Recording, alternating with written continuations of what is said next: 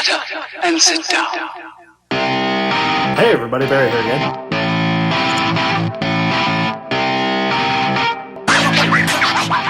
Hey everybody, Barry here again. I just got finished up with the intercooler not long ago, and the charge tubes and all that. That looks all really good. We've seen that in the last video, and if you haven't, check it out, because there's a lot of cool stuff going on down there. Yeah, it looks kind of ugly and snaky, but it will work just fine. So today I'm going to get a little bit closer to getting it running. I'm putting a real big push on getting this thing running because it's been long enough. And I did a live feed a couple Saturdays ago, and well, it's been long enough. So today I'm going to wire in the wideband. It's only like 3 wires. It's not actually serious at all. This is the 5-volt reference, and then we've got like power and ground. This is it. There's not much to it. And the oxygen sensor plugs in right here, and these two plug in the back of the gauge. So all I need to do, find a spot to put this gauge. That's probably not going to be right there. There we go. That's the spot. That's a good spot. And wire it into, which one was it, Fran? This one? Yeah, there we go. That brown wire is wideband. And I got to weld a bung in there and finish weld these and put the gaskets in here, and then twist all the pink and orange wires together and put a switch on that. This is ready to run.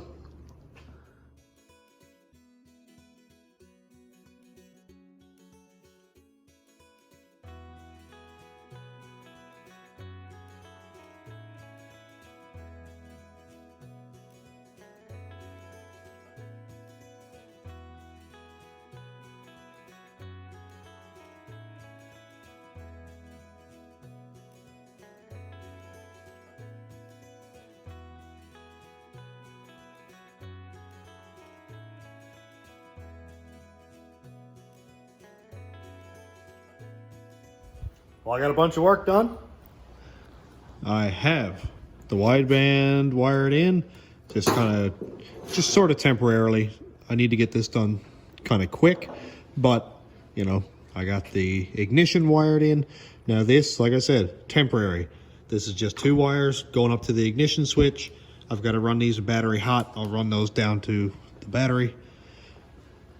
The cables are down here. I'm gonna have the battery just over here, sort of on the floor. I just want to do a test fire, like I said. So negative, positive. I've got my positive wire here for battery hot, and that's what I'll run the ignition wire over to. And I've got it all wired into the ignition switch itself. And I've also got my wideband put back in place. So the ignition switch right here is functional, wideband is functional, and I'm going to wire it into the PCM right now so that I can actually log the wideband while I'm firing it up, because I'm going to get my cooling system done in a minute, and probably pretty much temporarily again, but I'm going live for the startup, and I want it to be ready. And I'm running out of time because I have 1 day left. So I still got some welding stuff to do. I got to get through this. Get that welded together, weld a wideband bung in here, and put gaskets in my wastegates, fuel system, cooling system. So I got a lot of work to do.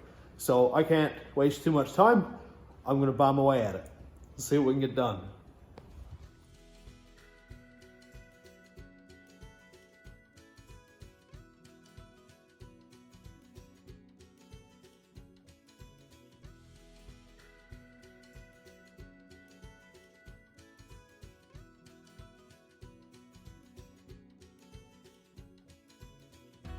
Hang on, I gotta turn Cletus off. 1 second. The month of freedom. Giving away turbos. Let's see. Okay, what do we got? PCM is wired in.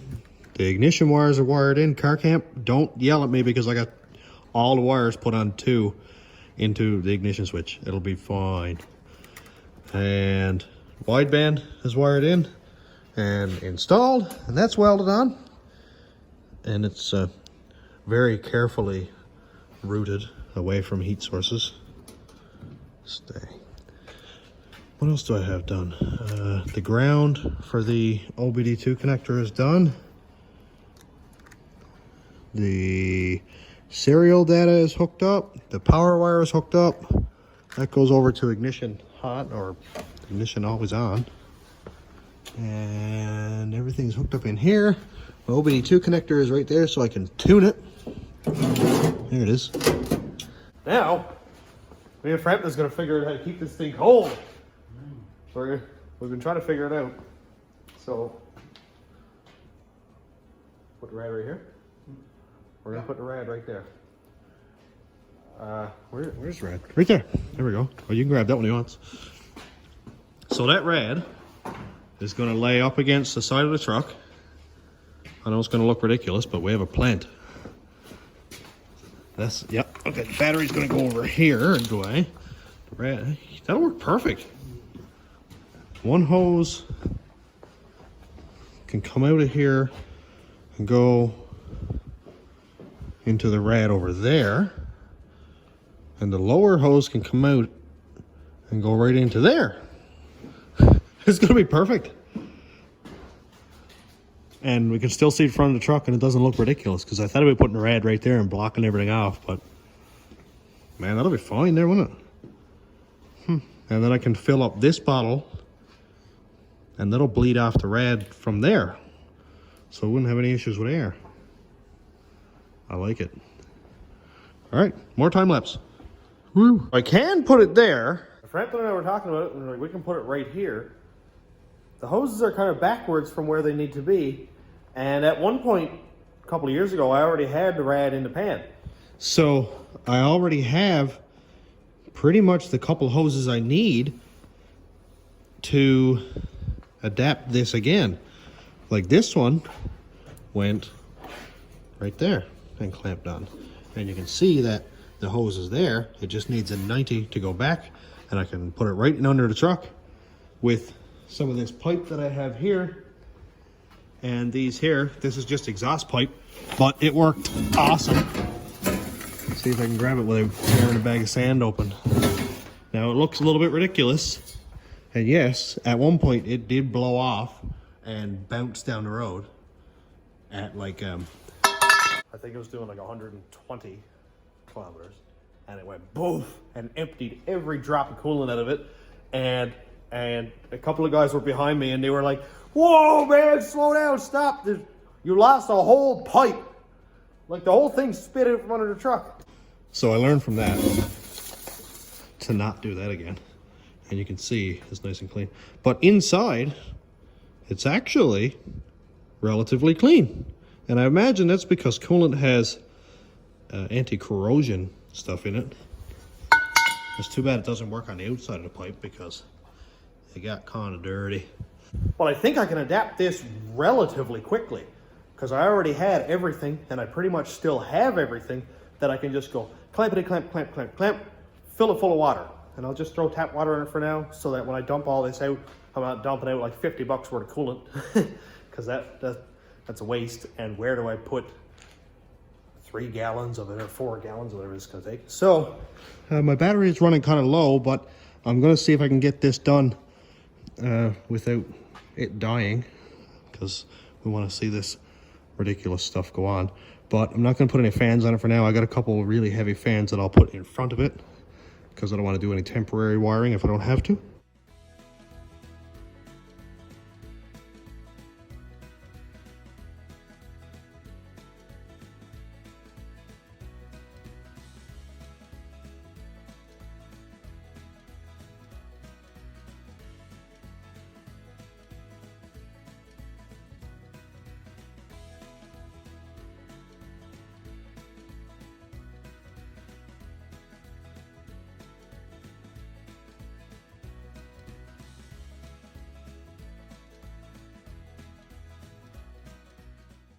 Don't mind the crazy hair. The welding hat is way too warm, and it's like 24 degrees in here, and I have no excuse. It's just way too warm. So what do we got? We got upper rad hose. Looks a little bit freaky. I might have to calm that down a little bit. The lower radiator hose, this comes out right there and goes down That'll go in under the truck in a second. This thing has been working overtime for like the last 2 hours. I got it on 40 amp charge, so it'll charge battery enough to start the truck. And radiator is right here. I love this rad because of the cap. And it has one of those quick release rad hoses on it, but for right now, this clamp thing will work fine. So I've got a flex rad hose. I'm sorry with the light not being able to see very well. I got a flex rad hose going over there. And here's an upper rad hose from a Chevy truck, which works awesome, by the way, for anybody who's looking for a solution for that. It's actually got the perfect S, where it comes out of the rad, goes straight down, and S's toward the front of the truck. So I'm gonna put this thing up on the ramp, and then we'll check out what's up and under. Oh, it looks so good again. That's pretty gangster looking right there. This rad does have quite a lot of fins flattened out, as you can see, and it's got a bit of damage.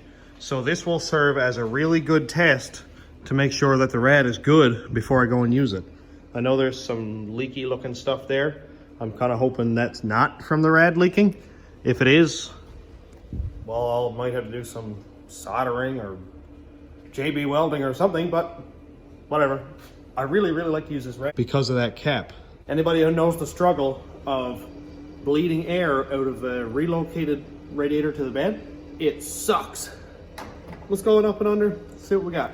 Pre-warning, before we go in under here, don't judge me for what's hanging out at the bottom of this thing right now. It's not done yet. You guys already know that.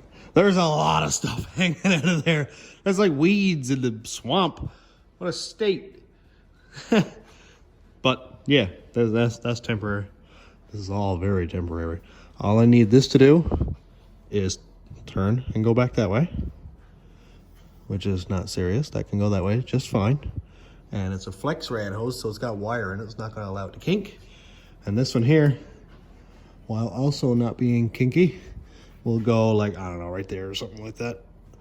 And all it needs to do is go straight back to this one, and then also to this one. Easy peasy. I just need some hose and some pipe, and it'll join, no problem. So the top rad hose would like to go to the top port of the radiator, of course, which this one is the top hose, and the top port is right there, I think. Let's look. Yes, it is. Okay. So that one goes over to this one, which would make it not a crazy angle. And then this one here goes a straight shot to right there. I like it. Now, of course, I'm making this very temporary. I'm making it really fast. I'm going to redo all of this. I got to do my wood bed in the floor, and I've got a really cool idea out of pallets. So that's coming up at some point. Not yet, but at some point. So I'm going to do my bed floor first, and then I'll do my radiator after and lay it right on top and make some nice mounts. I think that's the plan right now anyway. And I have to apologize for the amount of time lapse that's been in the last couple of videos. I'm on a really heavy time crunch, and I need to get this done really fast because I promised a lot of people that I'd have this thing running, and I have about 36 hours. Time crunch. Let's get it done.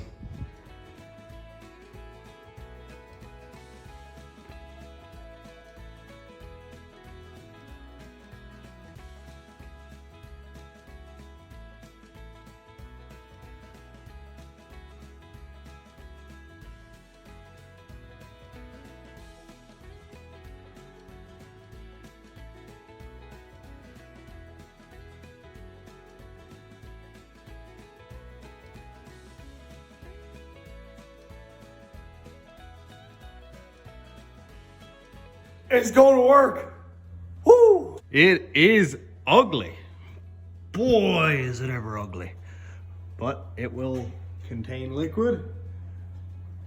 It will allow liquid to travel the length of the rad pipes up to the engine, back to the pipes, back up to the rad, enough for me to get it running and to allow it to stay running without fear of it getting hot spots in the head, melting the valve to the head, blowing it all up.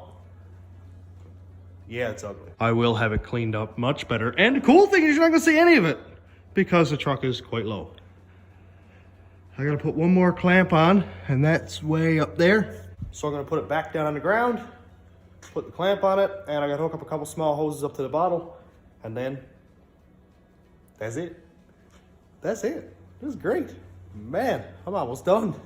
I seriously can't believe I'm close enough to put oil in it. I'm gonna use regular 1030. I've heard a lot of guys on sloppy using 1540, like diesel oil.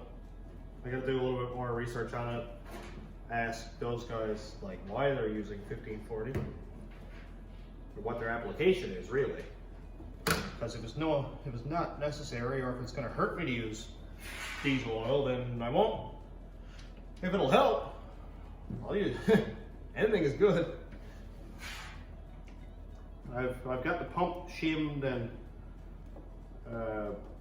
ported and everything, so it should have good oil pressure anyway. But if it doesn't quite have the oil pressure that I'd like, then maybe the thicker oil would be good. I know these engines call for 530, but I've always had luck. I should say I haven't had bad luck with using 1030. So that's what I'm going to use for now. Calls for 6 quarts. I don't mind if it's a little bit over. I've only got 4 here right now because I already have 2 quarts in it from priming the engine, putting the filter in. I poured a little bit into turbos.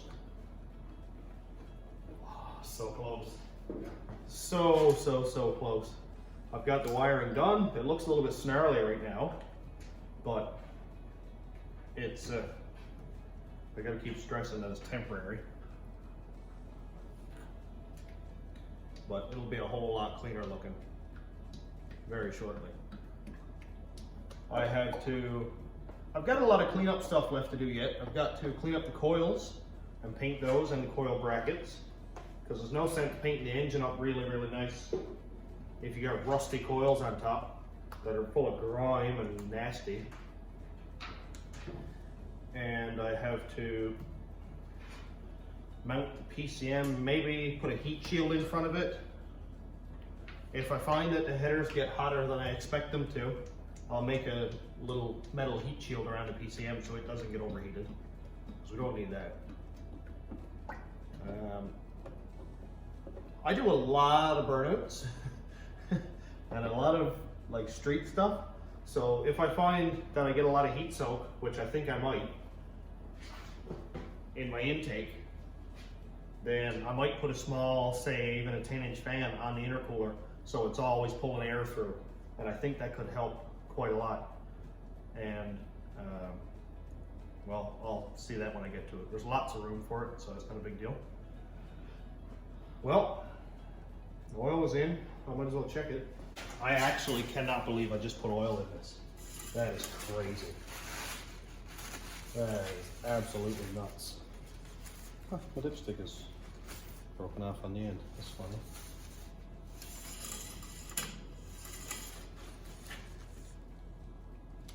It is right on full. So after I get it running, I'll check the oil again, because it may go down once these oil turbo lines fill up.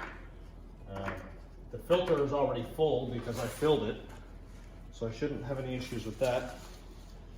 Might as well go pour some water in this thing, I suppose, and see if it leaks or not. Hopefully not. Really cool part about this is I've got a nice little fill spot right there. And I've also got one right here. No air getting trapped here. It'll all come out there. Fill that up. Which one is higher, I wonder? Man, I bet they're almost the same height.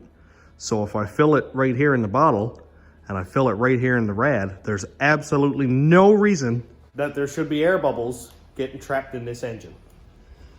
My steam vent comes out and goes right into the water pump right there. Back up, directly up into this bottle, out. Good. And it'll also circulate from here onto the back side of the thermostat. So there's no air getting trapped there. This is gonna be so sick.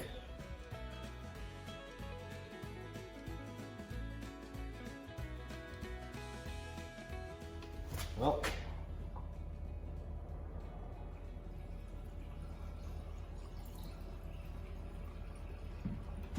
dude, this takes so much.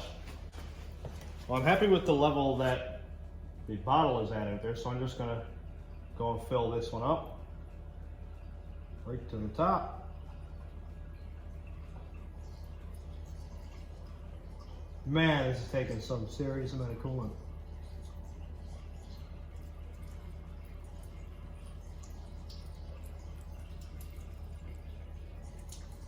I wonder if it's ever actually going to get warm. It might never get hot.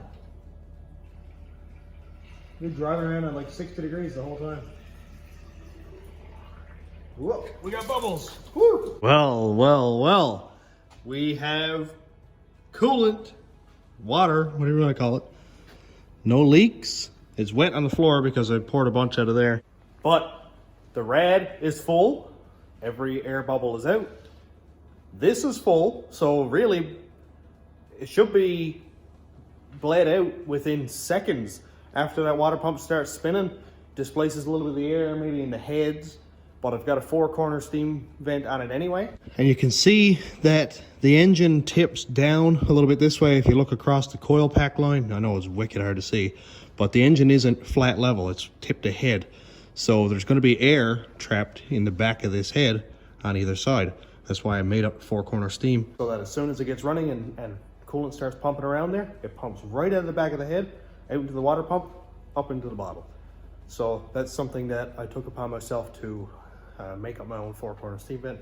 I know you can buy them from ICT and a bunch of other guys, but I just like making stuff and it'll work just as well. And you can't see it anyway because it's under the ugly Gen 3 truck intake. So I'm getting stupid hungry. I have to work tomorrow morning and then it's live stream for this thing. So there's not gonna be any fire up in this video. I apologize, I've still gotta make a fuel system, stuff like that. But next video, hoping fire up. If you wanna see the actual first fire up, potentially, hopefully, then check out the live stream. I will post it in the comments or in the description or whatever. And this is enough of this for me tonight. I got a pile of work done. And I'm really excited at how it worked out. So thanks for checking out the channel. Thanks to all the new subscribers and everybody who tuned into the live. And thanks to my patrons and YouTube members. If you want to check out my Patreon, it's patreon.com/stationroadratrods, and the YouTube members link is down here. And thanks for watching. Have a great night, everybody.